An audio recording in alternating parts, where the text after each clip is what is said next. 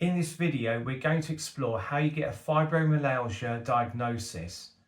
My name is Mark from Fibro Freedom Therapy. If you have any of the following symptoms, then the first port of call is your GP. And the first one is pain. Now, it could be pain anywhere, random pain. With me, it started off, I had a lot of pain in my feet. I had that for a couple of years. And then I started having a lot of pain in my legs, especially when I was walking, but I also had random pain in my fingers as well as my arms as well. And it also could be pain as in headaches, migraines. It literally can be anywhere, but quite often it is near where your joints are. So the first one, pain, random pain. Another symptom is disturbed sleep. And that could be that you are actually getting all the hours that you should need, but you're still waking up feeling very unrefreshed. So in other words, it's not quality sleep, but it also could mean that you are waking up through the night as well. Also, another symptom is brain fog. Now, with fibro, we call it fibro fog. It's the same thing. But if you feel that your head is in a bit of a haze, you're not doing tasks as easily as what you did before, not quite remembering things, getting things in a bit of a muddle, then that is a symptom as well.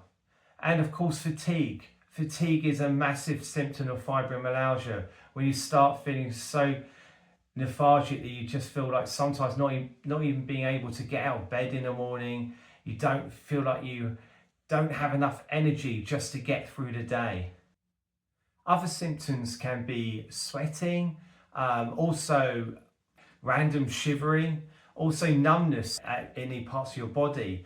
For instance, I had numbness in my fingers, and one of my fingers literally went white, and it went white for about 10 minutes. I had no feeling in that finger at all, and then it started turning black, and it was like that for about a day. I mean, at the time I was pretty worried about it, but I think it's called Raynaud's syndrome, something like that.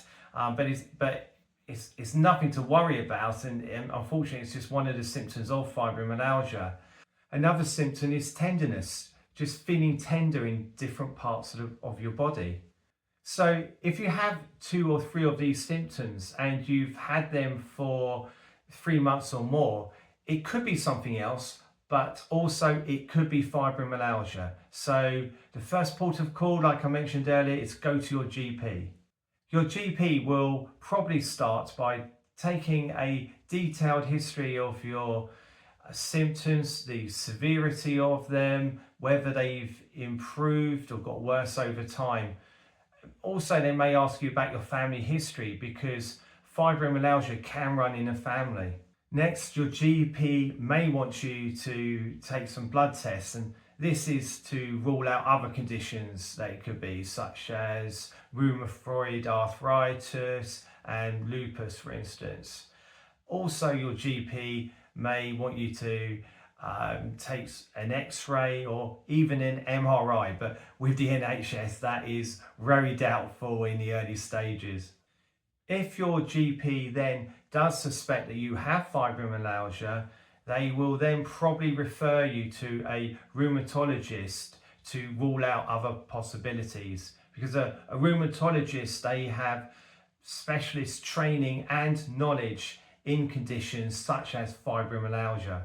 It's worth mentioning at this stage that it is best as early as you can to start taking a detailed history of your symptoms and the severity of them, because when I went to see the rheumatologist, I had such brain fog and fatigue that I barely could communicate. I was very lucky that my wife came with me, and she was able to help explain the history of what has actually happened and the severity of my symptoms. A rheumatologist should confirm whether you have fibromyalgia or not. And if you do have fibromyalgia, then you should then get referred to a pain specialist. Now, these people are specially trained in pain of chronic conditions. If you're in Britain and on the NHS, it can take a very long time for you to get to actually see a pain specialist. I believe my time was round about 6 months, but I have heard stories of it being up to like 9 months, even a year before you even see a pain specialist.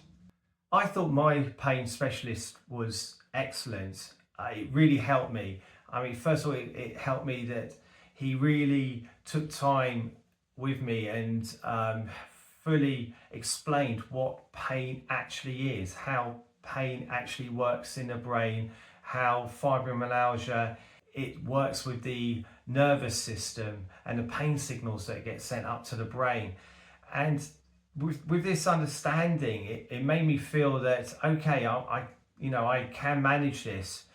But also with a pain specialist, they can give you different treatments, whether that's medication to help you sleep, to help you with your pain, or other issues as well. And why I mention sleep is because sleep is such a big thing with fibromyalgia. Because with fibromyalgia, your brain is continuously in that fight-flight mode, even when you sleep, and you don't get that quality sleep that you should. If you could sleep for 9 hours, 10 hours, and you still would wake up feeling unrefreshed. And because of that, we do get pain, we do get fatigue, and we do get brain fog. So sleep is such a big issue.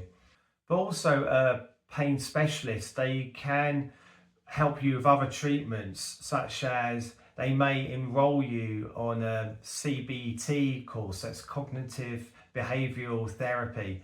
To be honest, I'm not a big fan of CBT, but also they can enroll you on a pain management course that could be worth it. It does take a very, very long time in waiting to get onto one of these courses, but it's a good option.